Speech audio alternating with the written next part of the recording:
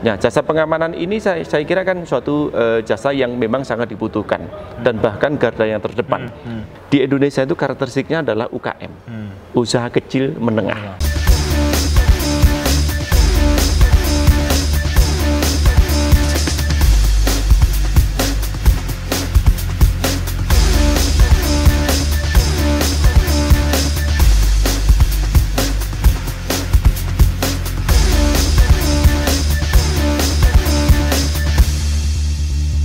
Halo Smart People, jumpa lagi di channel The Entrepreneur Show.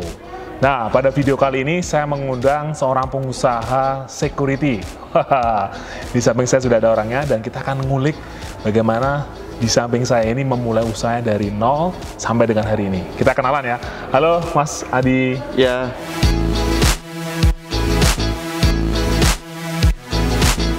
Gimana kabarnya Mas? Alhamdulillah. Oke, Mas, ini saya pengen belajar nih sebagai seorang junior kepada seniornya nih. Wah, ya saya lihat profilnya Mas Adi ini kan mulai dari start dari nol, dulu pernah bekerja di suatu perusahaan, sekarang punya usaha sendiri, karyawannya sampai 12.000 Mas ya? Kurang lebih demikian. Wah, pasti pengalamannya banyak dan rahasianya banyak nih. Nah, kita pengen tahu nih bagaimana Mas Adi mulai usaha. Boleh diceritain nggak Mas? Ya. Awal mulainya. Ya, sebetulnya semuanya tergantung dari visi misi kita ya. Sejauh mana perjalanan hidup kita. Kalau memang hidup ini kan memang suatu pilihan ya. Pilihan yang mana yang sekiranya kita bisa memberikan ajas manfaat yang lebih besar lagi. Namun demikian, kemanfaatan itu tentunya harus kita pilih dengan suatu kesungguhan, dengan suatu keseriusan. Nah, ini makna buat kami, buat saya pribadi terutama untuk memilih di dunia usaha. Iya. Tapi Mas Adi kan dulu sempat jadi karyawan ya? Ya. Artinya waktu karyawan kan berarti tiap bulan dapat gajian? Ya. Kalau usaha kan kita tahu Mas, kondisi pandemi seperti ini kan nggak ada yang pasti dalam bisnis. Ya. Kok berani gitu Mas Adi? Ya, tentu dalam hal ini profesional itu sangat beda dengan di dunia usaha. Profesional itu kan dapatnya cuma 1 kali, tapi kalau di dunia usaha itu kurang lebih 9 kali. Namun demikian, di profesional tanpa dilalui terlebih dahulu, saya yakin tidak akan improve di dunia usaha itu sendiri. Nah, makanya paradigma itu saya kira perjalanan hidup itu saya kira juga perlu dilangkai dari suatu proses. Proses itu maksud saya profesional tadi. Nah, makanya dari dulu saya pun juga memang sudah punya tujuan di dunia usaha. Makanya saya harus banyak belajar di profesional itu sendiri. Saya kira gitu. Artinya Mas Adi memang sudah punya mimpi, saya mau jadi seorang pengusaha, tetapi menjadi profesional ini memang langkah awalnya begitu ya? Iya, tentu. Supaya biar tahu dunia bisnis seperti apa? Iya. Oke, baik. Nah, pertanyaannya, kenapa usaha jasa BUJB Mas? Badan Usaha Jasa Security. Kenapa kok nggak usaha yang lain? Entah buka restoran atau buat usaha yang sekarang lagi kekinian gitu Mas? Sebelum saya cerita ke bisnis jasa pengamanan, sebetulnya saya karir saya itu di profesional itu di consulting teknik engineers, di rekayasa engineering. Nah, makanya dari situ sebetulnya saya kurang lebih profesional itu 12 tahun. 12 tahun. Iya, sebetulnya di jasa pengamanan itu bukan mimpi saya yang utama, bukan. Ya, justru saya di properti gitu ya. Makanya sampai saat ini pun saya ada di properti. Ya, termasuk di developer juga ya, di properti. Nah, termasuk juga yang tadi disebut ya, di restoran juga saya ada. Oh, pernah kerja di restoran? Iya. Kami sampai saat ini ada di restoran gitu ya. Kita punya di restoran. Terutama saya ngajari anak-anak saya dan tentu istri saya gitu ya. Di restoran. Nah, tapi kenapa ya itulah suatu usaha itu memang sesuatu hal memang yang perlu dijalani. Dalam proses itu secara otomatis nanti akan ketemu. Ya, akan ketemu. Nah, secara ternyata saya dikasih passion di jasa pengamanan. Terutama dari tahun 2005 sampai dengan saat ini. Nah, ternyata di cash flow yang sama dengan in-out-nya tadi, itu saya dikasih amanah, dikasih karunia di jasa pengamanan. Makanya saya harus serius menangani hal seperti ini, termasuk kompetensi saya di jasa pengamanan harus saya kejar. Ya, alhamdulillah sampai saat ini, alhamdulillah kurang lebih karyawan kami di grup ya, tentu ya di grup. Di holding EGP Security itu kurang lebih ada 12.600. Wah, keren. Mas, teman-teman saya ini ya, seangkatan saya kuliah itu kan dia setelah bekerja di suatu perusahaan besar, dia tuh mikir mungkin 1000 kali Mas membuka usaha. Pasti pertanyaannya adalah modalnya berapa? Itu kan selalu menjadi pertanyaan. Menurut Mas Adi gimana? Saya kira kalau kita berbicara capital ya, dalam arti modal ya, modal dalam arti uang ya, saya kira itu perspektif, menurut saya perspektif yang salah. Karena kita semuanya, kita berangkat dari nol, siapapun orang itu. Ya, makanya seharusnya kita harus mengawali sesuatu sebagai wujud syukur, yaitu suatu karunia yang sudah dititipkan dari Tuhan.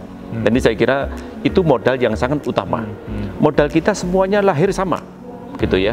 Kenapa kita berpikir suatu nilai, suatu nominal? Ini saya kira yang perspektif yang keliru. Saya pun juga dari bawah, gitu, dari bawah. Tetapi semuanya saya kira juga dari bawah, gitu ya. Makanya perspektif itu harus kita balik, gitu ya. Makanya modal yang sesungguhnya itu sebetulnya satu adalah pikiran. Iya, pikiran yang berpikir. Pikiran berpikir itu adalah segala perilaku kita yang kita sadari. Yang kita sadari, kita harus melakukan apa. Nah, ini saya kira modal yang sangat utama. Tentu kita tidak bisa kita tampilkan. Modal dari sisi capital, dari sisi keuangan pun saya kira juga penting ya. Tetapi seutama-utamanya modal, itu saya kira juga pikiran kita sendiri yang senantiasa berpikir. Kalau bahasa Jawanya ya selalu diasah, asih, asuh. Nah, ini saya kira hal yang sangat penting. Setelah ada pikiran apa, Mas? Kenapa? Setelah pikiran kita sudah oke nih, saya pengen mengarah ke situ. Ya, saya kira pikiran tanpa perilaku tidak ada artinya apa-apa. Ya, dalam suatu pikiran itu kan tergantung dari niatnya. Tetapi tanpa diperlakukan dalam suatu pola perilaku, nah ini saya kira juga percuma saja. Nah, perilaku itu saya kira juga masalah pola kerja, pola pikir, pola belajar, pola bersahabat, pola berorganisasi, dan seterusnya. Nah, ini saya kira juga penting. Nah, itu saya kira pola perilaku itu sendiri yang paling penting. Tentu perilaku, ya kredibilitas saya kira harus dipertaruhkan di dalamnya. Saya kira itu. Oke, Mas Adi. Nah, buat smart people yang nonton video ini, Mas Adi, mungkin mereka sekarang sebagai seorang profesional, dia pengen punya usaha seperti Mas Adi. Tapi mungkin dia pengen sesuatu usaha yang memang bukan di background profesional dia sekarang. Nah, itu menurut Mas Adi, langkah pertama itu dia harus menyiapkan apa, Mas? Ya, sebetulnya kalau kita mau mengawali suatu usaha, nggak usah jauh-jauh dulu. Apa yang potensi yang ada di diri kita sendiri, itu turun di checklist. Minimal antara 5 sampai 10. Peluang. Apa maksudnya, skill kita atau apa? Enggak, peluang usaha yang ada. Oh, peluang usaha yang ada di depan kita. Katakanlah apa yang sekiranya kita mampu untuk jualan di situ. Ya, terus di lingkungan keluarga kita. Terus di lingkungan tetangga kanan kiri kita. Apalagi kalau kita di suatu perusahaan, ya di lingkungan perusahaan kita. Kalau di organisasi kita, dan seterusnya. Nah, dari situlah nanti kita lama-lama akan tahu. Nah, saya yakinnya kadang nantinya dalam prosesnya tanpa disangka-sangka ternyata itu kadang nggak sesuai dengan skill kita. Gitu ya? Iya. Nah, itulah suatu keajaiban kita berusaha. Oke, Mas Adi. Nah, sekarang kita pengen ngobrol tentang usaha security-nya. IGP Security ya. Berdiri tahun berapa, Mas? IGP 2005. 2005? Nah, 2005 sampai dengan hari ini 2020, boleh di-share nggak, Mas? Apa pengalaman terbaik Mas Adi selama mengelola jasa satpam ini, Mas? Ya, saya kira di jasa pengamanan ini kan termasuk di dunia outsourcing yang saat ini saya kira juga tumbuh dan berkembang. Ini jasa pengamanan ini kan termasuk padat modal dan sekaligus padat karya. Nah, saya kira di sini adalah suatu seni bagaimana cara mengelola di dunia outsourcing ini ya.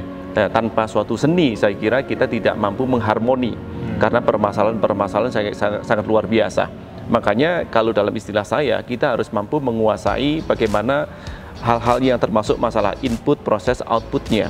Nah, ini bagaimana nanti sekalinya menghasilkan suatu outcome yang sesuai kita harapkan. Nah, jasa pengamanan ini saya kira kan suatu jasa yang memang sangat dibutuhkan dan bahkan garda yang terdepan. Dan siklusnya adalah 24 jam. Nah, ini saya kira unik kalau menurut saya gitu ya. Namun demikian, semua jasa keamanan tergantung dari kultur ya, dari culture. Jadi saya kira penting.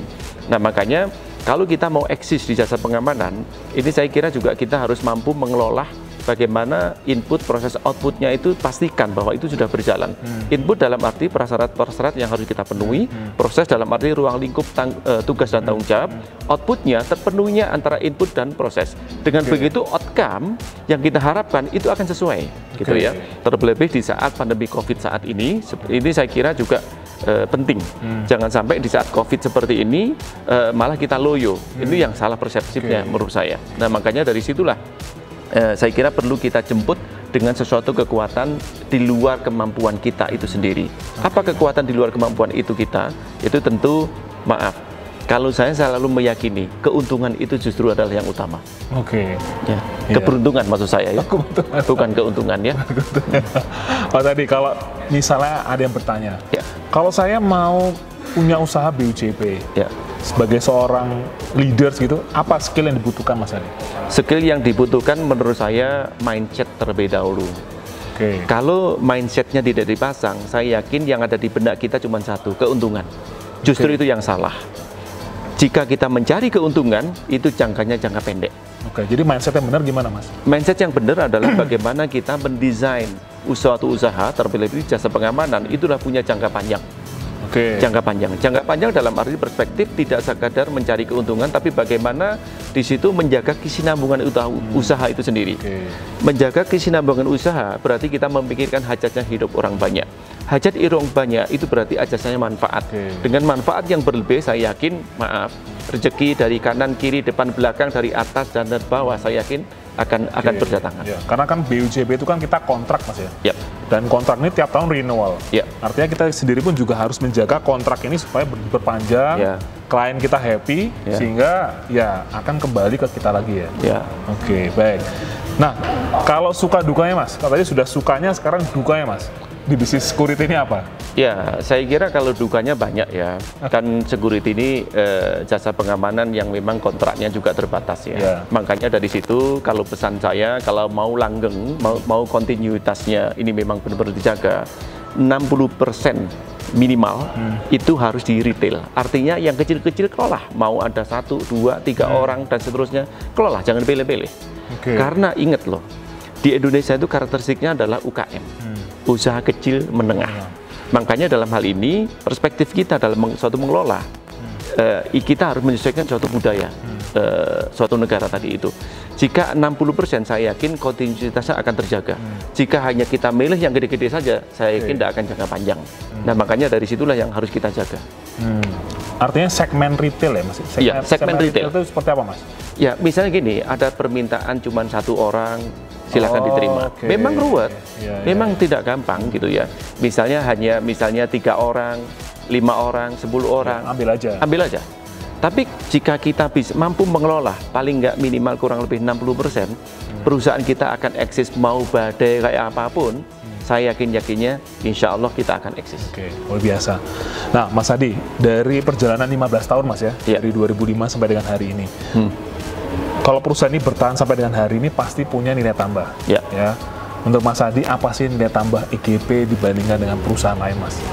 Gini, di kami satu ya, yang pertama tidak ada pungutan biaya dalam proses rekrutmen. Oke, jadi siapa masuk free, Free. nggak tanpa pungutan. Itu penting Ya, karena oke. kita setiap tanya mesti ada ya pungutan biaya. Nah, ini yang salah perspektif menurut saya. Menurut saya juga salah ya. Salah itu menurut saya. Oke. Gitu ya.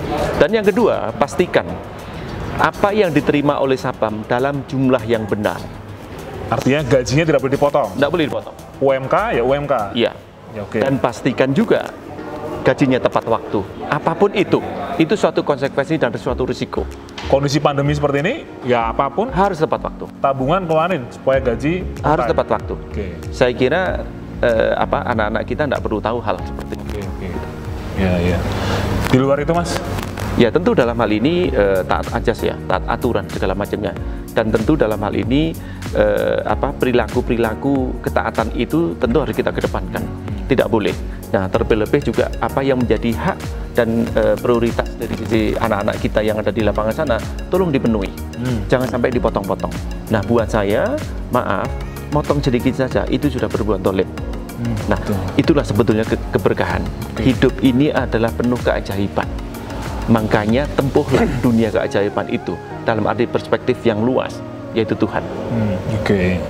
Artinya jangan neko-neko lah. Sojo neko-neko wis. Kita pokoknya taat aturan aja. Oke, Mas Adi. Sekarang ini kan kita bicara sedikit aturan ya tentang undang-undang nih. Ya. Sekarang lagi hot nih tentang Perpol 7 tahun 2020. Sorry. 4 ya. Perpol nomor 4 tahun 2020. Ya. Ya, sekarang ini kan seragam Sapam ini sudah seperti mirip-mirip ya seperti seragamnya Polri, ya katanya 20% ya Mas, warnanya lebih turun ya, lebih muda ya. Iya, gradasi ya. Gradasi ya. Iya. Oke. Apa tanggapan Mas Adi mengenai Perpol nomor 4 ini, Mas? Ya, saya kira kita, kalau saya sendiri sih menyambut baik. Apapun itu saya kira punya tujuan yang baik. Namun harus kita sikapi bersama bahwa pemuliaan yang dimaksud itu tidak sebatas dari sisi seragam ataupun uniform itu sendiri. Ya. Kalau menurut pangkat itu termasuk pemulihan satpam bukan? Saya kira tergantung nanti fungsinya juga, penegakannya juga sejauh mana. Kalau nanti benar-benar memang tidak jadi suatu fitnah tanda kutip masalah, saya yakin juga akan bagus. Contoh misalnya, bagaimana untuk menertibkan uniform yang baru ini, termasuk kepangkatan itu, misalnya kita membentuk suatu satgas bersama antara Abu Dhabi misalnya dengan Bimas di seluruh Indonesia. Dengan begitu penegakannya, aturannya nanti benar-benar memang bisa kita lakukan. Jangan sampai kita membuat suatu aturan tapi ada pembiaran. Itu saya kira perspektif yang salah. Terus yang tidak kalah pentingnya kalau menurut saya di Perpol itu di pasal 32 itu ada difasilitasi, diminta untuk membentuk suatu asosiasi satpam, satuan pengamanan. Itu saya kira juga sangat luar biasa. Di sana artinya bahwa di samping ada suatu pemuliaan, di situ ada suatu kesejahteraan. Makanya kesejahteraan itulah yang harus kita perjuangkan bersama. Tentu kesejahteraan itu saya kira ranahnya berbeda ya. Ranah berbeda, fungsinya adalah fungsi ketenagakerjaan. Kalau pemulihan tadi diantaranya adalah ada fungsi kepolisian terbatas. Namun sebetulnya fungsi pemulihan yang sesungguhnya itu ada di keterwakilan dari sisi pekerja itu sendiri. Ya, jika mampu diwakili dari berbagai macam aspek kepentingan apapun itu menurut saya suatu keterwakilan yang dimaksud, gitu ya. Oke, baik. Kalau sekarang dari kacamata pengusaha, Mas, ya. Kacamata seorang pengusaha BUJP melihat Perpol 4 ini, menurut Mas Adi gimana? Saya kira gini ya, kita pengusaha itu kan harus fleksibel ya. Fleksibel itu tanda kutip mampu menyesuaikan di masa suatu kondisi apapun itu, gitu ya. Mungkin bisa jadi di seragam sebelumnya yang kurang lebih 40 tahun itu ada suatu masa kejenuhan. Bisa jadi. Kita ambil suatu perspektif yang positif, kalau menurut saya ya. Nah, makanya sekarang tergantung niat kita, tergantung juga penegakannya juga sejauh mana kita mengawal Perpol 4 2020 ini. Juga sejauh mana itu. Nah, ini saya kira tergantung dari niat kita bersama. Iya. Tapi kalau saya melihatnya gini, Mas, melihat Perpol ini kan memang ujung-ujungnya jadi biaya ya. Iya. Apalagi sekarang kita persaingannya ketat, klien itu memberi kerja ini ketika kita tawarkan dengan harga lebih plus karena adanya Perpol ini, kan biaya jadi naik, Mas. Menurut Mas Adi gimana? Ya, saya kira itu satu konsekuensi ya. Biaya naik itu kan ada suatu nilai ya. Makanya dalam hal ini kalau menurut saya naiknya suatu biaya itu harus dibarengi dengan suatu kompetensi. Di kita ini kalau boleh jujur ya, kalau sampai dengan saat ini pun, jika kita memang ada kompetensi yang sesungguhnya dalam arti misalnya satuan pengamanan itu, jika diminta itu masih sulit loh. Memenuhi aspek kompetensi itu. Nah, dari situ bisa ngawal nggak? Contoh misalnya yang Garda Pratama ya, dalam masih kualifikasi satuan pengamanan ya. Ini kan masih sulit. Ini saya kira kita juga harus menyadari bersama gitu ya, bahwa ini adalah PR kita bersama gitu. Nah, ini saya kira penting. Namun demikian, kita harus juga menyadari bahwa kalau kita mau berbicara pemuliaan dan kesejahteraan, kita belum ada keterwakilan dari sisi pekerja satuan pengamanan. Itu yang pertama. Yang kedua, kita belum ada keterwakilan dari sisi pengusahanya. Keterwakilan di mana, Mas? Di status ketenagakerjaannya. Maksudnya di badannya apa gimana? Enggak. Ke status keterwakilan kita di dalam menentukan Perpol ini atau gimana? Tidak. Jadi gini ya, pekerja itu kan harus ada keterwakilan, harus ada organisasinya. Makanya di Perpol difasilitasi di pasal 32. Ya, itu saya kira sangat bagus kalau menurut saya. Nah, juga unsur pengusahanya belum ada keterwakilannya.